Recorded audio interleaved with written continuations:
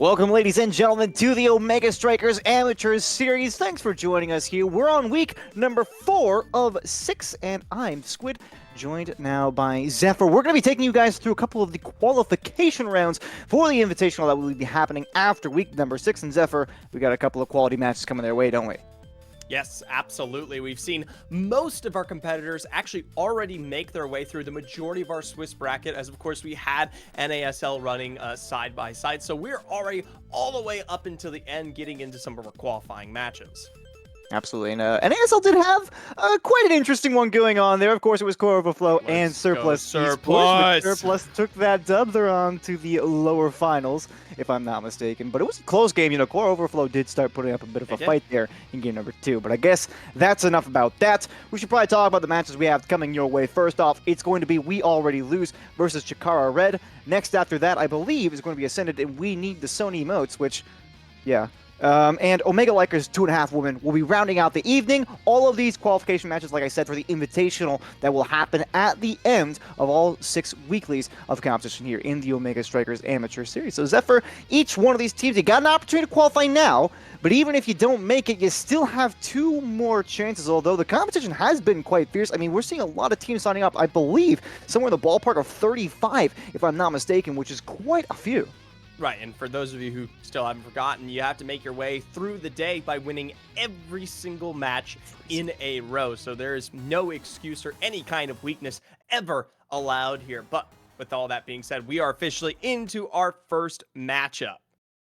We are. It looks like it's going to be Chikara Red featured on the blue side, which, well, that makes me think things, but we'll see what happens here. It's going to be best of ones all tonight. We have Night Market up first here on offer, and it looks like we have a bit of an interesting situation here.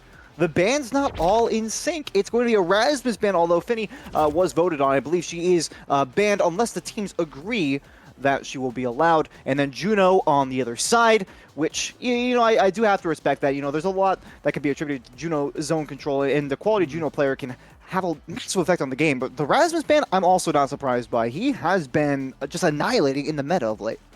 Right, something that has slowly evolved, especially as we've seen more people become comfortable with the Rasmus outside of specifically the IME's app. But hey, there you go. We're gonna get a taste of Finny right off of the get-go here, and personally, I'm excited. I'll be the first to say that I know little to nothing in terms of outside of just the abilities alone of what Finny can bring to the table. Yeah, no, she's a lot of fun, I gotta be honest with you. The gravity well that she has cast on command, plus the misdirection and the little damage buff that she can supply for her teammates. It's an interesting duo. We'll see what happens. We do have Spark of Agility as well as Missile Prop on offer for the opening Awakening. And immediately, speaking of opening, it's 1 goal already open. Kai Fangirl doing what they can to clear out the bottom. They can't get it away. And it's the Great Austin taking the first goal. Right there, you get to see the power and pressure of something like that. Juliet all out and in the range there. And Zone Seki trying to put the pressure back down in response, kind of investing heavily there onto Sloth Mageddon, but not really doing the best to cater towards a lot of the pressure put down. Hopefully now they can catch back up in terms of level, especially as they all are relatively the same. But hey, Juliet continuing to apply that pressure. Great things can happen. We do see Aimee in the goal, actually. Worth noting, you know, I've seen a little bit of Finny and Q, and, you know, emphasis on a little bit of Finny and Q playing in that goalie spot, and it looks like Hainedo's going to be having a difficult time. Does make the initial save, but it's immediately back in. All 3 players getting involved on the goal there for Chikara Red. Worth noting, Zephyr, actually, Chikara Blue, I'm getting a note here from the background, from Kiyachi. They've already qualified, so Chikara Red trying to make it a 1-2 sweep. So coming through here, potentially, you know, lay in when it comes down to the dominance factor here. Love that. That's that misdirection that you get to take a look at there from Sloth Mageddon. The card finding its way for that first KO, and potentially another, once again, big investment with that Firewall Sentry from Nando, and potentially more. Big whiff in terms of that. But hey, Zone Seki's back in.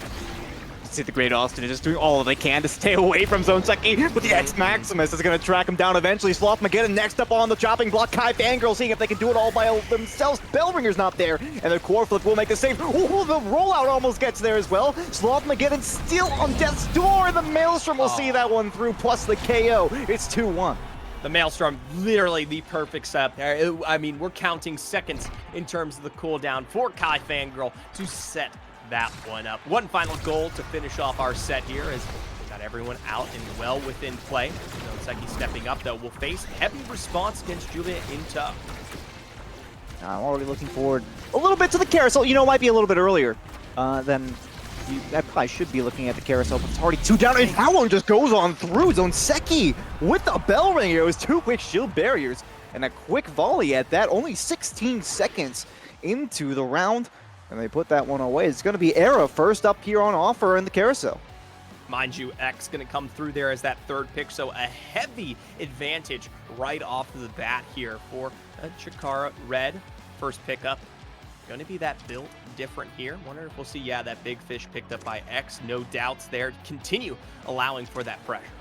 Oh, Spark of Focus actually on the Juliet. Probably going to try to scale up on those sparks. Wouldn't have been surprised to see heavy impact. I mean, there were a lot of quality brawler awakenings. Built different, big fish, heavy impact, quick strike for X as well, which is not a bad deny. If you are Nando, you know, goalies can always use just a little bit more strike war potential, especially in Amy, who doesn't have zone deny. So I do like that, or at least, I guess, little zone deny. The Firewall Sentry does help out a little bit, but we'll get a look here. That the Juliet is what I'm going to be keeping my eye on. The Great Awesome, though, having a bad time. The X Maximus, they're just too fast. They get away from the edge. They keep going back in, and they take a shield bearer to go. Hey, more than happy to keep laying that one out in control there. And hey, even defying what could have been the Tofu Fortress defending that core there. Want to make a quick note of it. We did see Spark of Agilities out and across the board there, so that makes good assumption of why we can kind of pick up some of those other additional sparks there. Finally, Great Austin can be stopped in their tracks, even with that Bewitching Beam, putting good rest to Juliet. It's one of those very few counters that I'd say exist. Oh, that one goes up high. That was a good angle, Kai Fangirl.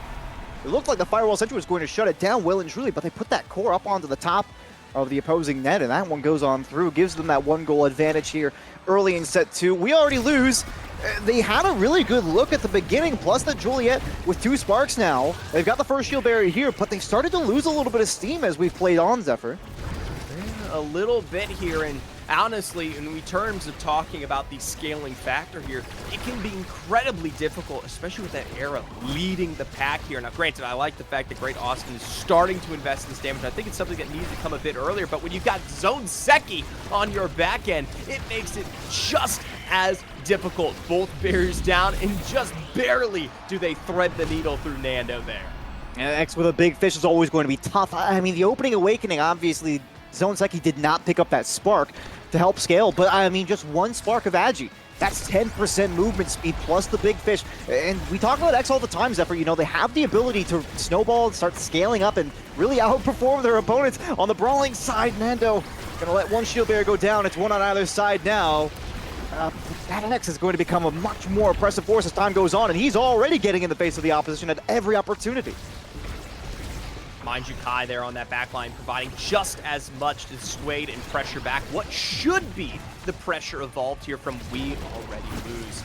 Zonseki and Kai punishing Juliet once again, and they'll find the barrier all in the meanwhile here. Once again, priority lays itself clearly, and I'll tell you what, 1 more set to go, 1 more goal, and be taking this one heavily to lead.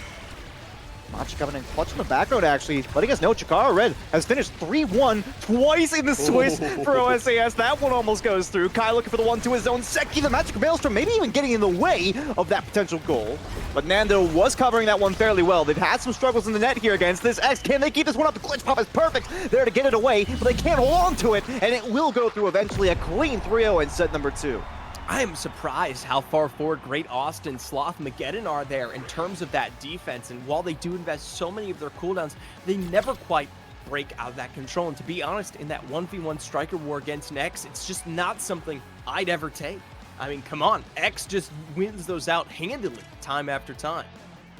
I'm actually a bit interested to see the Spark of Strength taken by Era here on this one. You would expect that might want to go to the X. Take specialized training, though. So the X Maximus going to become a little bit more prominent. Monumentalist on Aimi, no surprise there. Bulk up for Finny. A little bit more brawl potential, I suppose. Spark of Resilience on Dubu, and that leaves Juliet with only peak performance to go. That one kind of hurts for the scaling. Chikara Red. They continue to move forward here, so they're doing an amazing job after finishing 3-1 again in both of the 2 previous events. for Omega Strikers Amateur Series. And We Already Lose is having a tough go of it right about now, especially Kai Fankel just getting up in the face of the opposition so frequently. Woo! That X Maximus really putting pressure down here. You can see where the deficit of this current roster is. The fact that they invested so much early on to Juliet to put them on this back foot has been so punishing, and at the same time, Finny, as well new as they may be and what they can provide, is still just a weak forward in place of that to be dominated from X here. That's very true. It feels like, you know, they're kind of the same thing as Juno. They're very good upfield, as is X again here. Zonseki making use of that Bull Rush buff. It did just get 1 second shaved off of the cooldown in the last patch.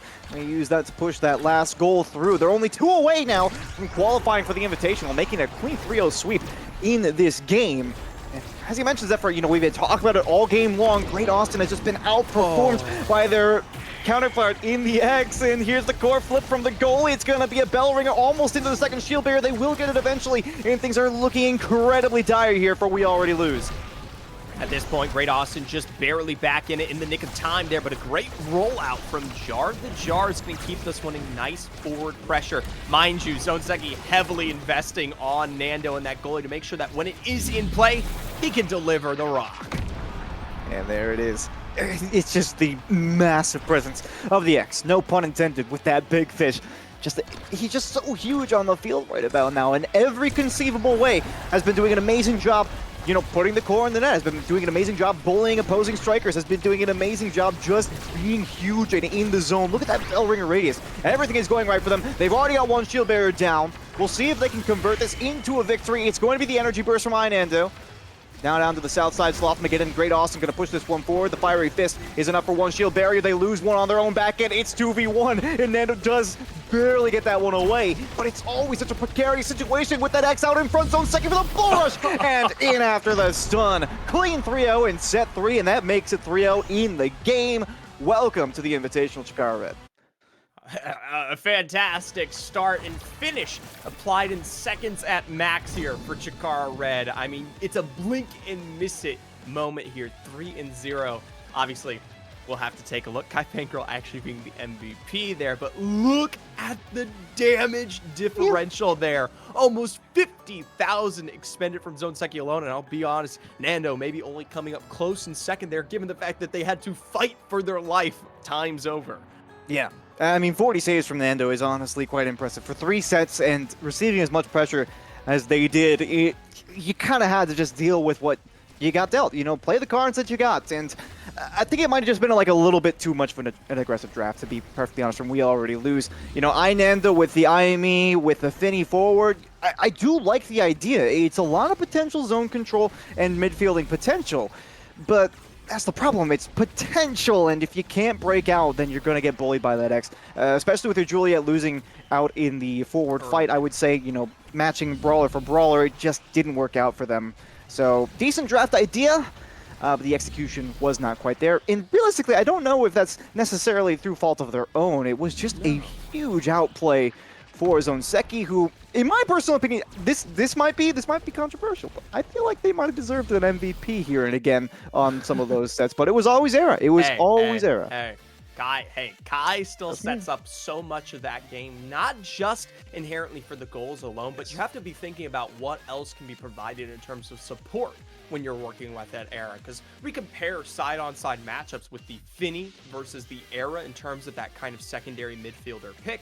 At the end of the day, while there is some slight buff potential with that Finny, the Era is always going to be putting so much pressure on things like that Juliet, which then allows for Zone to shine on that X, right? And so at the end of the day, you're kind of managing 2 things at once. So if you're finding the goals on top of that there while enabling your heavy bruiser forward, I don't know. I feel like arguments can be made on both ends.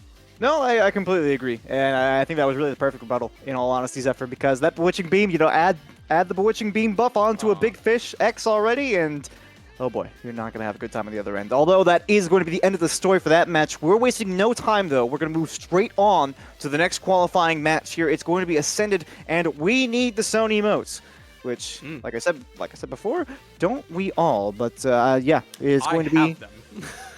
I have one of them. I have the salute. salutes in chat if you guys have a salute as well, and salutes in chat if you don't have salutes. Just salute in chat. That's all I gotta say about it. But yeah, like I said, you know, welcome to the Invitational Chikara Red, now joining their sister team in Chikara Blue. Hopefully they kind of have like a little bit of an org going on there. We haven't really seen a whole lot of like legacy stuff happening, except for Surplus Esports. Bang, we're back full circle. No, I'm just kidding. Yeah. Now, I will admit, this is going to be where we start to see things even up in terms of potentially the quality of our matches, right? We're getting into the breakaway of what is going to be full winning squads versus full winning squads. Technically, coming out of our last match, I believe We Are Lose was down a singular match in their take up against Chikara Red. So not exactly entirely balanced, and who knows? It did hold its weight in terms of the result, but these, when everyone's equal on the playing field, there's nothing to say. We'll see how things turn up here. We've got Imy's app coming at your way. Again, it's Ascended, and we live for the Sony emotes, and I believe that we have Ascended featured on the blue side here. They're going for the straight Razz Band. They do not want any of that smoke. Yeah, that makes sense to me. We'll see what the other side has to say, but I like the idea. Kai, Juliet now off the table, actually. I was just about to make my remarks about how I like that pre-pick, but there it goes. Now, you're going to lose a little bit of your bruiser forward potential as you're going to have to make that switch over to the Drakkar there, but still can be just as punishing in terms of delivering when it comes to taking out some of those forwards. Now, granted, Imy and Zentaro going to be some tough cookies to catch when we talk about the responding forwards, putting in just as much work here. But if you can lay them down and you can set that one up, they can go just as quickly. Absolutely. Imy has been quite notable on her home turf, I would say. And Zentaro has been finding a much needed, I would say, home in the top level of competitive play not so long ago. You know, players have really started to explore a lot of potential with that, and immediately Red making Imy known, puts out the firewall's entry as soon as they get it. That's a shield barrier down, one striker down. They're going to see if they can push advantage all the way home. It's not quite going to be there on the first go around. Glitch pop almost up high, Thunderstruck from Kribis. We'll see the clearance just long enough for Disrespect to get back on the field. Still dribbling though, and they will make it happen. That's a great 1-2 play. Mind you, these seconds necessary to make that one come through cleanly were literally a fraction. Shadow just barely getting that barrage up with literally nothing to spare in terms of defense there. If that had come through any second later, that would have been defended. I mean, already making a good case for them being a forward here, though. Zentaro up top. So hot there on the stagger bar. They are going to use their Oni slash to get away from that when they have Corp available as well. They just have so much HP back on their side. Feels like they were never even hurt. They got that orb, and instantly with a little bit of lifesteal looks to be. I didn't actually quite catch the opening Awakening. Zeph, did you get a hand on those? Yeah, we've got, of course, heavy impact across the board here, and going to be the glass cannon in response for both Jelly and Shadow PR there. So some investment into the more aggressive play styles. I will say Siphoning Wand picked up by Chris and Disrespect in turn, though, in comparison, which will make it just a little bit harder as things go on here. Now, though, without a goalie, it's up to the two to see where they can defend. I like that idea from Disrespect, trying to go in immediately with a Drakkar dunk, using the lock and load, but the double KO. Kribis not doing so hot on Stagger either. They actually get that one quite well away. Red almost escorted off of the side into the opposing net. It's a very volatile situation right about now. It's going to be Zentaro and Imy out in front. Beautiful barrage, plus the dunk there from Shadow. They'll get that one just barely away. A KO, now Imy's gone. Can they make this into a goal? That's the question.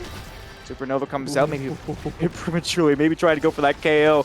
Lock and load, so much damage against Zentaro, and they still get that dunk as well. That's why you have two primary charges, ladies and gents. Right there, especially as we finally get the resulting entity of Ascendants back into play here. Are they finally able to respond? I thought it was all but over, as we saw, of course, Shadow eliminated there fairly early on the back half of that goal. So keeping this one up, lots of great forward pressure. Chris starting this one off with that core flip. Won't quite find the goal barrier, but there's more than enough damage to deliver in the end there. And barely does Crispus almost find that one in. I love the vision there, but it was a Jelly barely able to get there in time. They've got Energy Burst available, the blink in from Kribis. I think that might have been Red, the glitch pop with the immediate dunk there against Shadow. That's going to be the shield barrier down. Barrage comes in to cover off the top side. The vision from these players has been quite noteworthy insofar. Red, in particular, the glitch pop, both of the kinds with their barrages. The Thunderstruck comes in, the stun on A-Jelly, but they can't capitalize on the stun. Red to the bottom side, and Shadow can't make the save, of course, right after the compliment. But hey, they give it their best effort. I will say, in a 1v1 there, so much ahead of that, and Jelly performing so immaculately to make sure that they clear that one out, take zone controlled space back, and after you've pushed so far forward to try and make that one happen, what can Shadow really do in a 1v1 of their own response? Big ups from double ultimates utilized to find that final goal to take set one. I'd have to watch that one again to see exactly what happened, but it looked like it was a simple case of throwing down the firewall sentry and getting that zone control. It showed Shadow off the side. Wow, Jelly. And, yeah, wow. Jelly comes in with the MVP. I gotta say, I'm not terribly surprised by that. They're going for the stacks on stacks. I don't think there's a whole lot that's amazing for Kindness. When Build Different actually makes it past the first 2 rounds on the carousel, we'll see who ends up taking it on this one. I kind of expected to go a little bit earlier. Aerials on Imi, I can understand that. And Zentaro with the build diff. That one's going to hurt when you get into a one-on-one with that brawler. All of them looking relatively good there. A little bit of a lower end on the Shadow taking that bulk up there, but should be a bit more survivable after what was some heavy punishment in that first set taken away. Kind of double KOs being the result of that potential end here for the side of Ascendant. Meanwhile, though, this first time around, double picked up for Crispus on the other side. It'd be shocking. Gonna let Disrespect step up and get that midfield play. Shadow here as well. They want to make sure they capitalize with both down. Yeah, I don't think there's really going to be a whole lot of losing out on that one. You know, we've seen some talented goalies in the past make some stands against a 3v1, but it never really lasts long. That Supernova was just gigantic. I mean, Herculean. It's the blink in as well. The Thunderstruck. Kribis trying to take control of this neutral alongside Disrespect, and it's a very aggressive play to rotate to the top side so soon, but they make it happen. They get the KO as well on Red, who's having an amazing first set, but has since been struggling quite a bit here. As the shield barrier down for one side, we're going to see if Kribis can find the response alongside Disrespect off the top side, and they do get it. I will say, if we're talking about the comparison between the forwards here, there's just a little bit of difference in terms of that skill ceiling. What could be construed as a mistake between Red and Omegas can be just as hard to come back from in comparison to that Drakkar and Vice. Still, though, with both barriers down, they equalize this one up, but Jelly can't quite cover the distance quick enough here. It is another goal sustained by Ascended.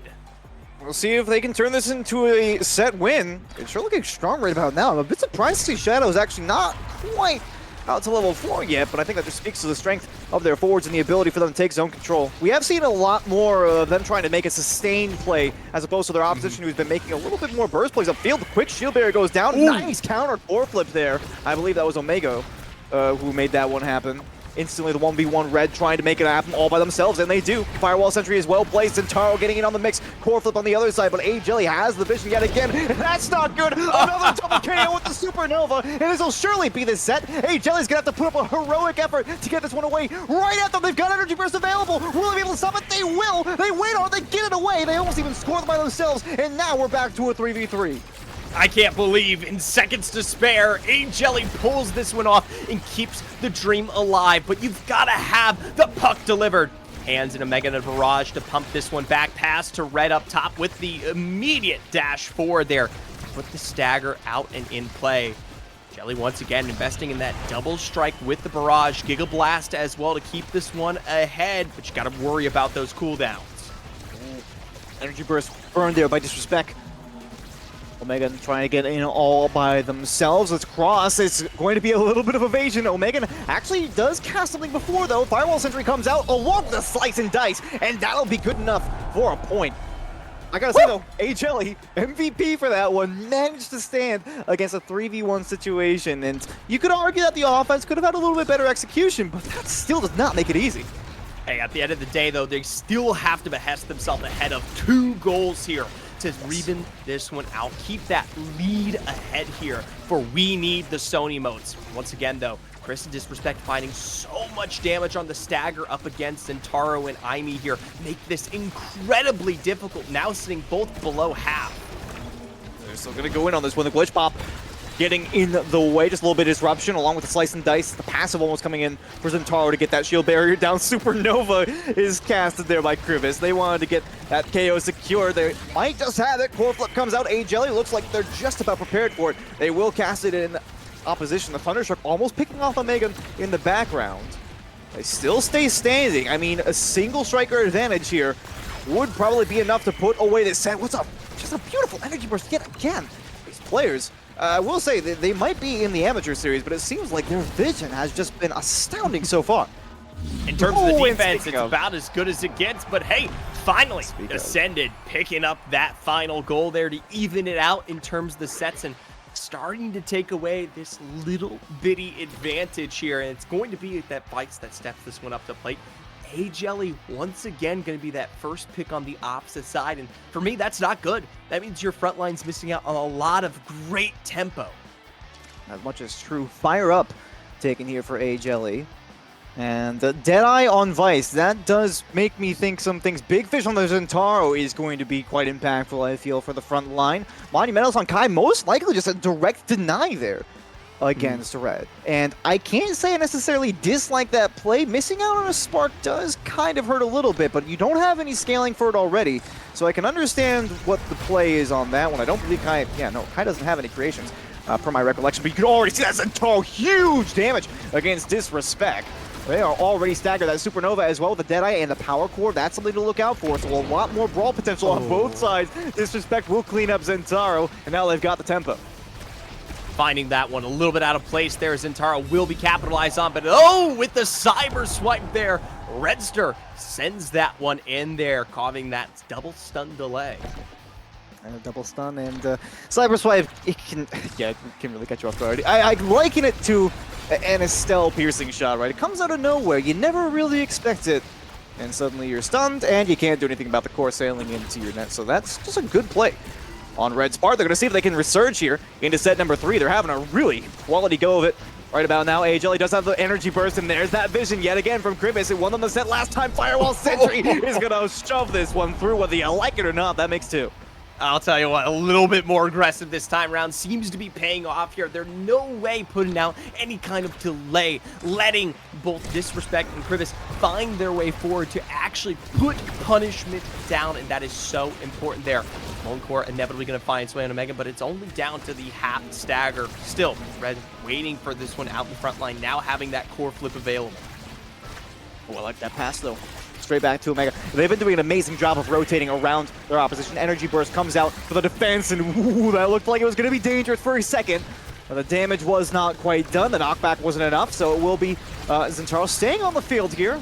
Throws out the Slice and Dice in tandem with the Barrage. That's going to be a couple of skills on cooldown and might reduce their ability to make this play, although they do get it around Shadow and onto the backside of the opposing shield barrier. They don't have anything immediately to go along with it. The EI slash is not there, and then it's going to be a barrier on the other side, just kind of like sneaks on through. I would say that this is probably one of the lower quality volleys that we've seen so far in terms of defense, but hey, you can't win them all. Not quite there. Omega with the Anis will find a bit of damage, but not enough to really punish anybody out here. Once again, having incredible struggles to get past this midline, and a Thunderstruck from Krivis sets them up for first goal of their own. Blinking in when you least expect it. We kind of talked, I talked a little bit about this. The same thing with Cyber Swipe with Red on Aimi. You cast a Thunderstruck, and suddenly, oh, hey, look, I am exactly where you do not want me to be. And ooh, okay, early shield barrier down for the side of Ascended. We'll see if they can push this back. It's looking like it's going to be a challenging task. There's a lot going on here. The Firewall Sentry yet again, twice in the same set. That one has gotta hurt.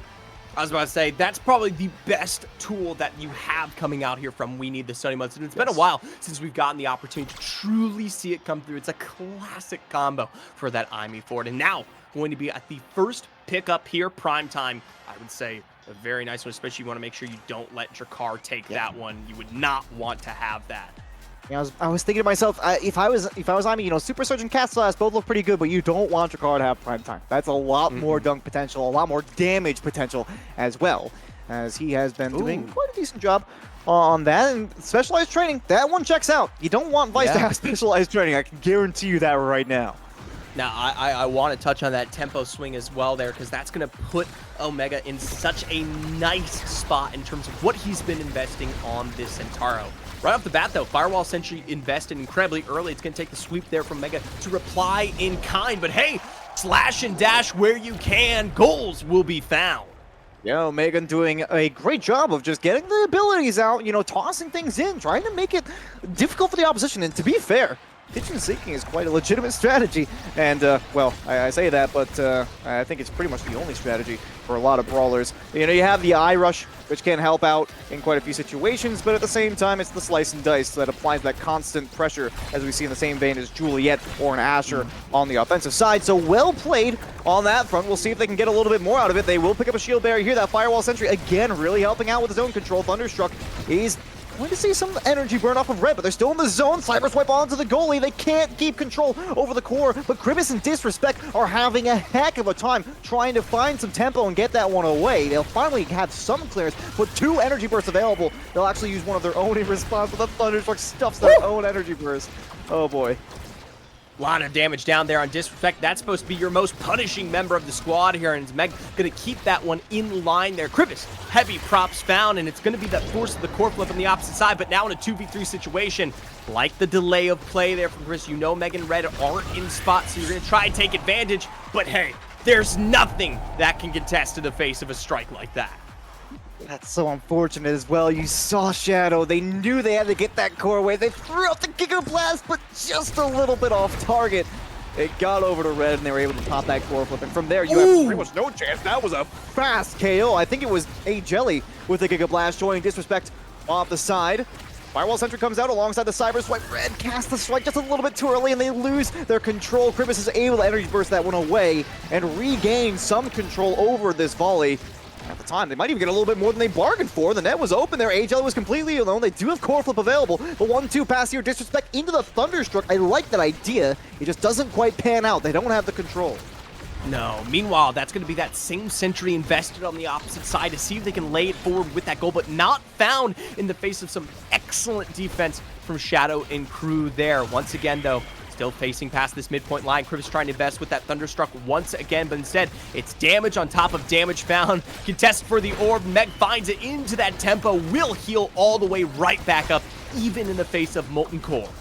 Oh, and Disrespect having a lot of trouble there on the bottom side, almost being annihilated by that Firewall Sentry. And there they go off the side. It's going to be Omega on the Centauro to finish that one off. They oh, the power card! We've been talking about the vision out of these players the whole game, and Kribis coming up clutch, denying the striker advantage and potential to put the game away. What a play! I cannot believe Kribis invests for that long to see if they can find that power chord potential. And hey, at the end of the day, it comes through. Mega looking low. Supernova going to cause some space. And Jelly actually taking a brunt of some of that damage as well as we see that Thunderstruck come through on that back line. Ani just as well to pair for some of that elusive energy. But finally, full barriers found nonetheless. Loving the offensive potential for both these teams right about now. Unfortunately, Kribis is again suffering here, and it's only 1 goal away. They can't quite snipe the shield bearer, and there they go. Can Disrespect find a massive play in the same vein as their teammate on the last volley? They have the energy burst available. Things are looking a little bit dicey. They will pop it early, get it away from the Centauro with the Oni slash as well. Thunderstruck onto the bottom side. They're desperate to get this one away, and the Cyber Swipe dunk from Red. Again, with the vision, with the ability to put that one into the top side, and they are into the Invitational. It is like deja vu here from Red in finding this goal. That Cyber Swipe so punishing, especially in its last moments. Hey, fair respect to the pickup there of the Aimi and the Centauro. It's something that I personally feel like has an absurd amount of flexibility if you can make it work, but if you're not quite at the best of your game, can be very quickly punished, especially into the face of something like that Drakkar and Vice. I mean, look at the damage that they were able to throw out in response.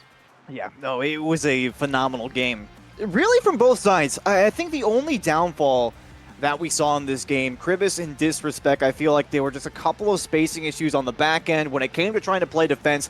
Shadow PR was doing a great job on the goal line, but it was their play in the final third, right? They just couldn't quite coordinate with each other to get it away from Omega in red. And realistically speaking, I'm not trying to assign all the fault to Grimace and Disrespect, because in all fairness, Red, with the glitch pops, was insane, and the pressure that was applied upon them from the Firewall Sentry and the constant, just relentless damage from Zentaro was causing a lot of issues. So they did the best with what they had. They almost took that one to a fourth, maybe even a fifth set at times.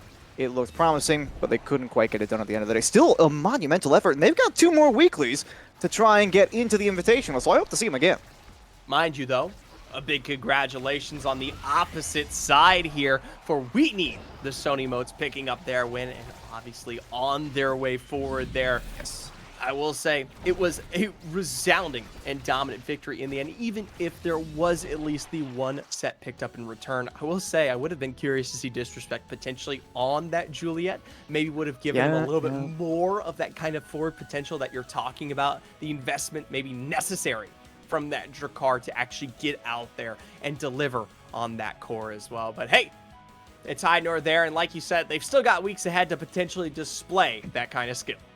And maybe we will see. Maybe we will see Disrespect on the Juliet one of these days, Zephyr, but one way or the other, that's the series done and over. We're going to go ahead and throw it on into the history books. We have 1 more match headed your way, so let's go ahead and transition into that one. We're already searching for it, actually, so we're gonna just go ahead and hop right in. We got Omega Likers 2.5 Women is the last match on the docket for today. Again, only one of these teams will move on after 1 game of Omega Strikers into the Invitational for the Omega Strikers Amateur Series. And Zephyr, we've seen both of these teams actually a couple of times. So many times. So I'm quite excited to see what exactly it is they're going to be bringing to the table. In fact, I kind of wish that we were playing a best of 3 because I wouldn't want it to end too soon, but I certainly expect a lengthy series out of this 1 game.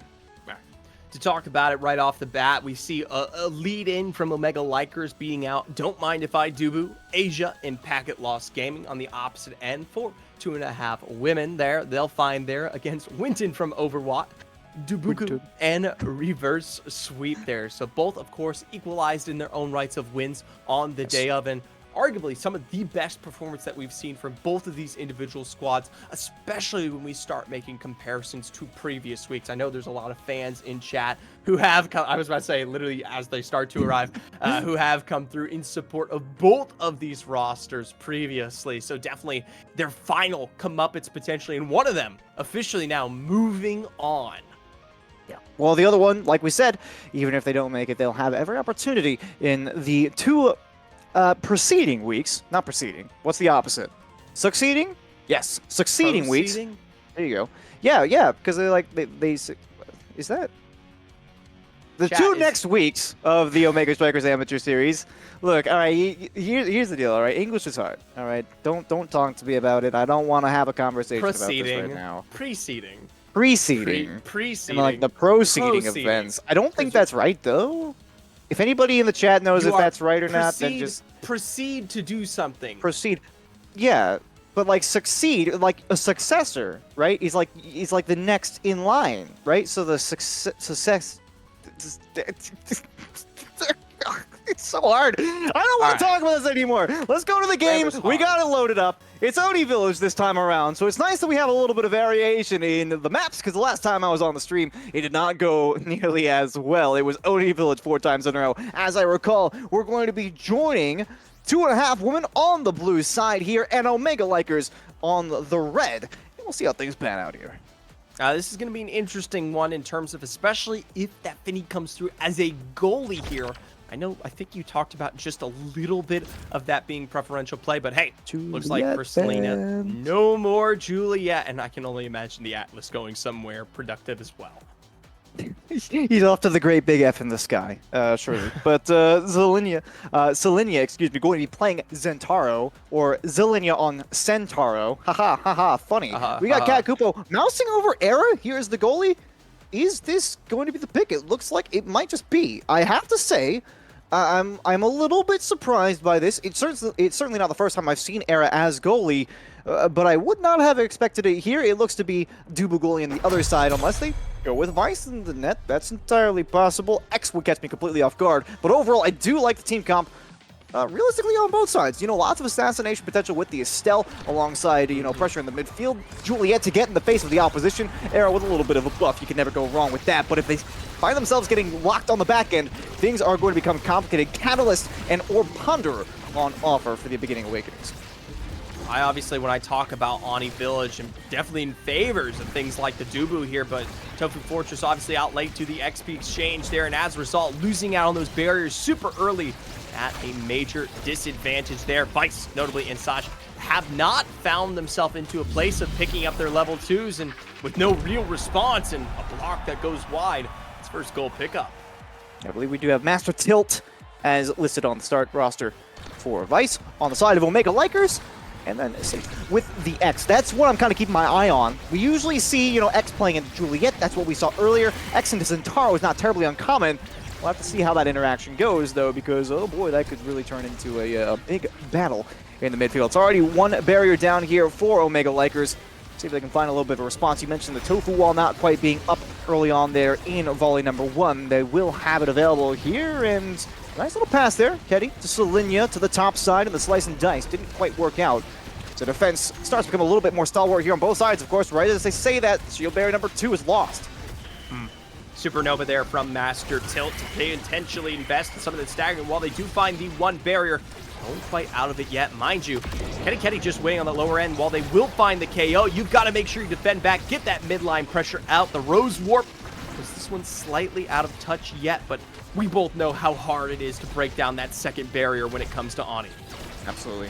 Solinia taking a massive fall there only recently. They almost actually get picked off there by the power core. This one to the top side, and winning on the strike war, but not quite able to make the secondary play with Moshi. A valiant effort, but dude, just a little bit too chunky. He can't quite make it down to the bottom side. I'd say if it was any closer, he would have found that one there, but we were talking literally fractions of a pixel on both ends that separate that one out. Cat Kupo doing a phenomenal job keeping this one barrier blocked out in a way, but Master Tilt on the other side, more than happy to deliver that given the fact you really only hit up the one. Ooh. Sage having a bit of a bad time. That Supernova was huge. Energy Burst Pop trying to get them off the side, and Slice and Dice comes out. But still, Solinia not able to secure that KO. At this point, it seems like it's just a detail. They've already got one shield barrier down. They've got a 2-goal advantage in this set, and they still won't let it go. The Magic Maelstrom even applies some pressure, and finally, they are escorted off the map. They'll pick up the second shield barrier very quickly. Slice and Dice comes out, Tofu Wall into Energy Burst, and maybe accidentally a bit of a stuffage on their own side. That seemed quite unintentional. Sage is back, but can they get this one away? That was dicey.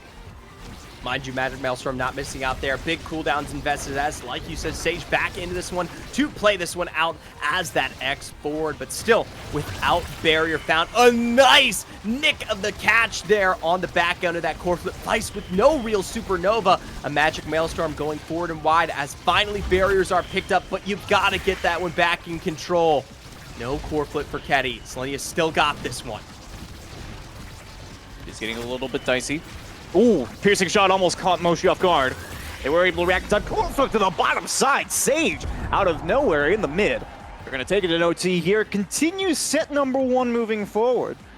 It's been a little bit concerning with the amount of momentum that we've been seeing on the side of 2.5 women. And of course, I say that from the perspective of Omega Likers. I'm quite pleased with the momentum. But Cat Kupo, I really feel like has been a big story here, Zephyr. You kind of mentioned that they were doing an amazing job defending the shield barriers. And you have to attribute a little bit of that success to the ability of Ketty and Solinia to hold down the midfield. But simultaneously, you know, you have to be a quality player in order to play goalie with pretty much any striker. But then with Era as well, that's something else. Sage actually being shown off the side. So this is going to get even more dicey. The Slice and Dice along with the Magic Maelstrom actually isn't enough. Cat Kupo can't keep away from the top shield barrier. We might still have a game here. Invested though on the opposite end will be that opposite barrier. Ketty not quite finding the tempo on that core flip, and as a result, that's a huge whiff there. Selenia still though trying to sort this one out on the opposite angle, and Saj stepping up, of course, with that X Maximus there. We'll put pressure back down as a fortress is the only thing that keeps our core out from play. And I'll tell you what, Master Took looking just lost in the middle of it all, not quite able to spawn on this triangle that continues to appear. Oh, she's really been playing it dangerous with the range on the strike ability.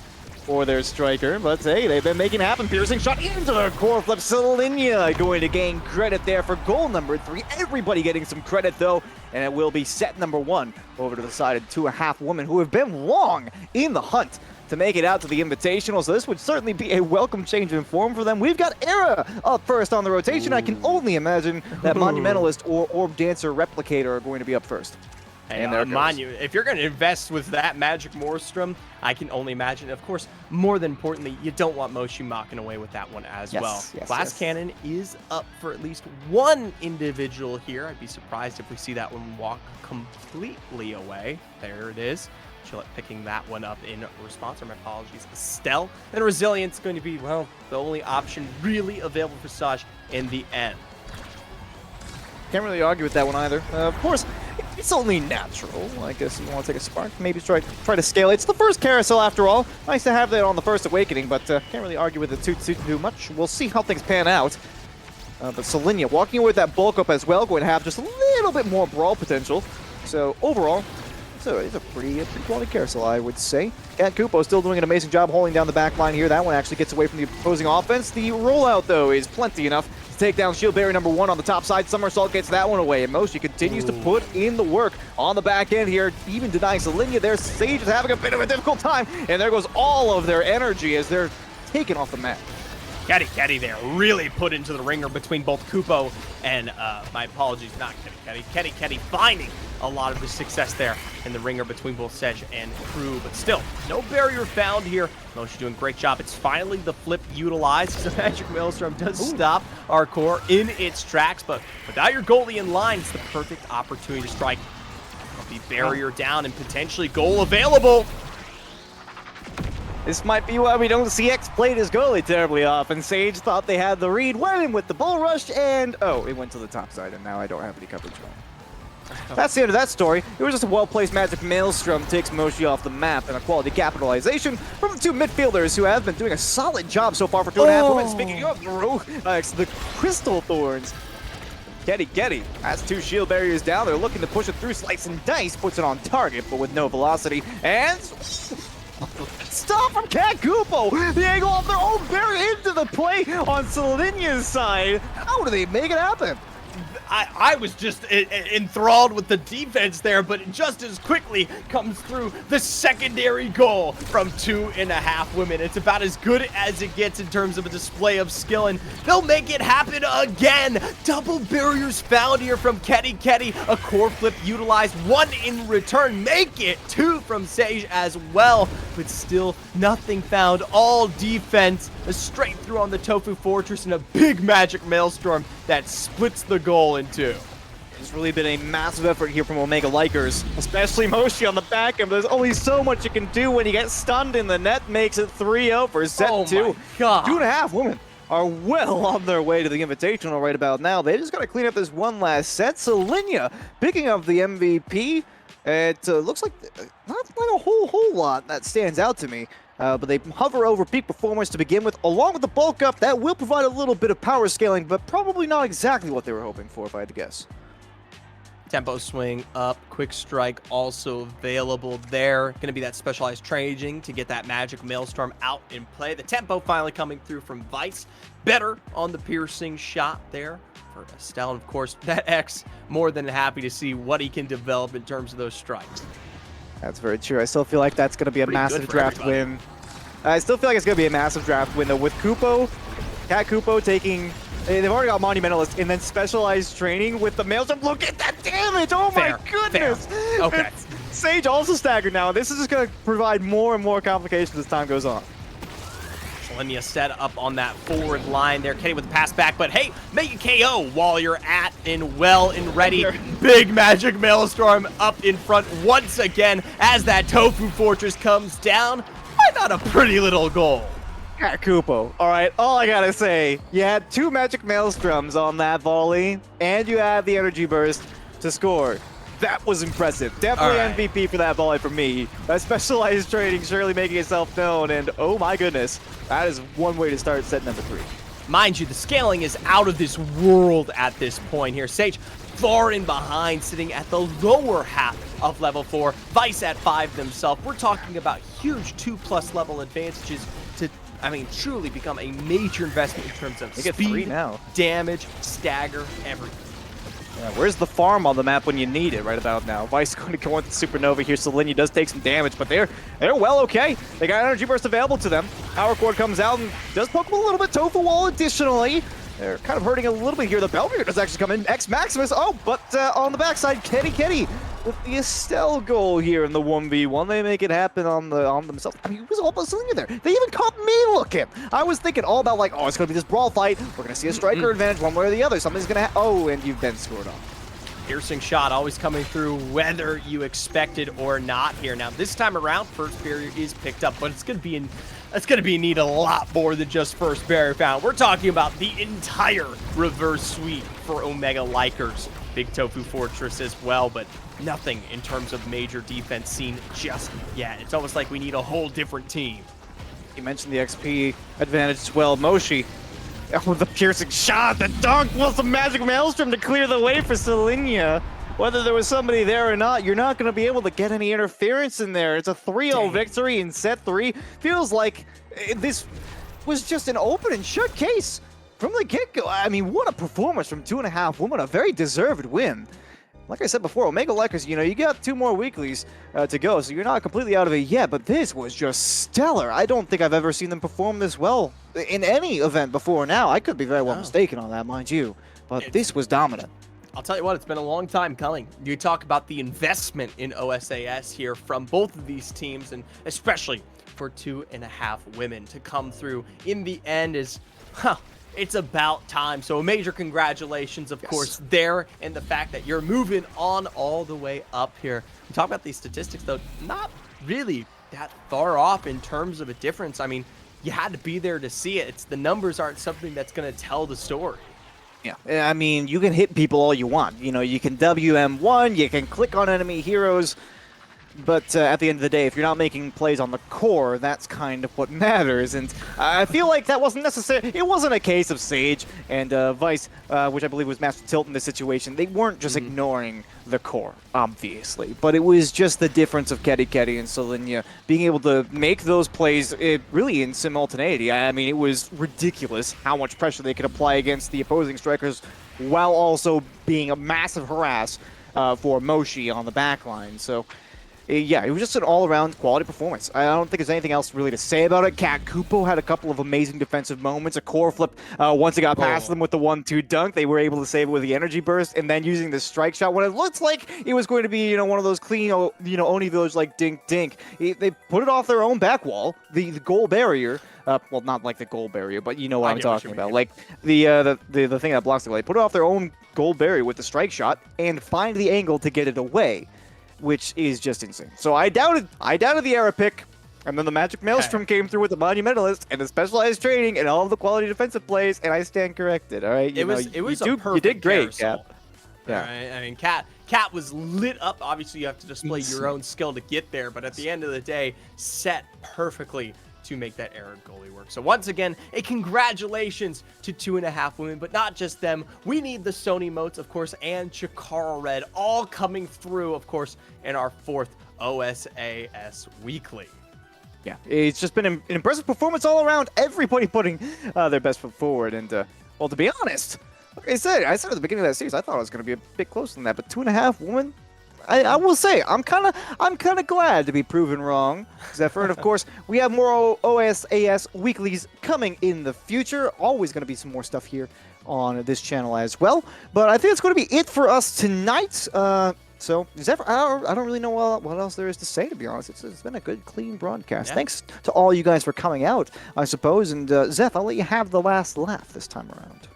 Hey, congratulations, like I said. It's been a long time coming for so many of these teams, and like Squid also rebuttal, it's more than happy to see all of y'all once again, and hopefully you'll be back for another OSAS Weekly next time around. Have a night. Stay safe and have a good night.